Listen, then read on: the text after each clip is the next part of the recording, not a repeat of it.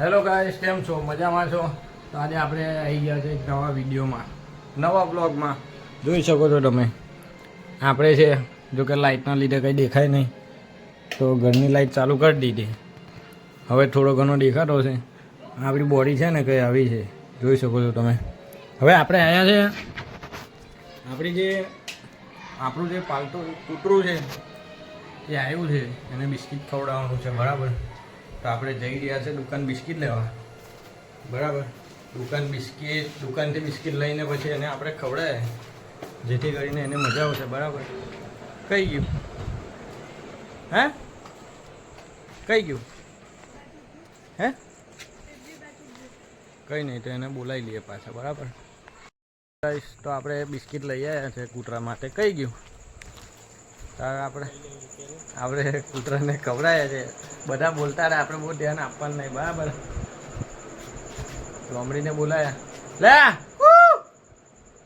જો એક અવાજે અત્યારે આવી જશે. આપણે એના માટે બિસ્કિટ લઈ આવ્યા છે, બરાબર. 1 મિનિટ વેટ કરો, જેમ બને એમ જલ્દી આવી જશે. તો ડાયું છે,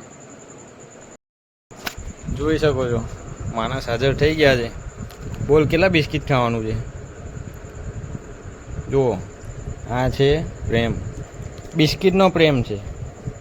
જુઓ, ઉતારી મને પાડશે ભાઈ, પાડશે. એને બિસ્કિટ ખાવાની કેટલી ઉતાવળ છે. લો, જો થોડી વાર વિડીયો ઉતારો જો મારો, તમે એમને બિસ્કિટ ખવડાવી દઈએ. આમ ફોન પકડજો, બસ આવો સેમ જ. કેમેરા પર હાથ ના મૂકતા. જોઈ શકો છો, આજે એને બિસ્કિટ ખવડાવીને જઈશું આપણે, બરાબર. ચલો, ધીમે ધીમે ખાઓ, ઉતાવળ ના કરો, બરાબર.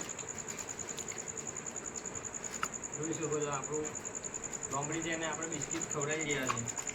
તમે પણ આવી સેવા કરતા રહેજો, બરાબર.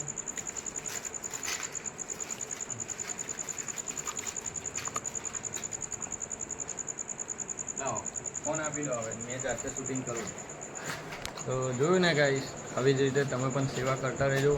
આ એક પુણ્યનું કામ છે, અને કોઈ બી પ્રાણી પક્ષી હોય એને આપણી જરૂર હોય છે, તો આપણે સમજીને એની સેવા કરવી જોઈએ, બરાબર. નહીં કે એને મારવું જોઈએ. જોઈ શકો છો, ખાઈ છે બિચારું. જોકે આપણું પાલતું કૂતરું છે. અમારા ઘરે તારું મારેલું હોય તો આ સાચવે છે ઘર, બરાબર. કોઈ ના આવે આપણા ઘરે. આપણું ઘર બંધ હોય તો આવે, આના લીધે કોઈ ના આવી શકે, બરાબર. તો આપણા ઘરને સાચવે છે. તમારા ઘરે બી પાલતું કૂતરું હશે, એને બી તમે ઓળખતા જશો કે કઈ રીતની વફાદારી નિભાવે છે. તો thank you so much. Blog ગમ્યો હોય તો લાઈક કોમેન્ટ કરતા જજો, અને નવા આવ્યા હોય તો ચેનલને સબસ્ક્રાઈબ કરતા જજો. Thank you so much. હર હર મહાદેવ. અને એનિમલ્સની સેવા કરતા રહેજો. જય માતાજી.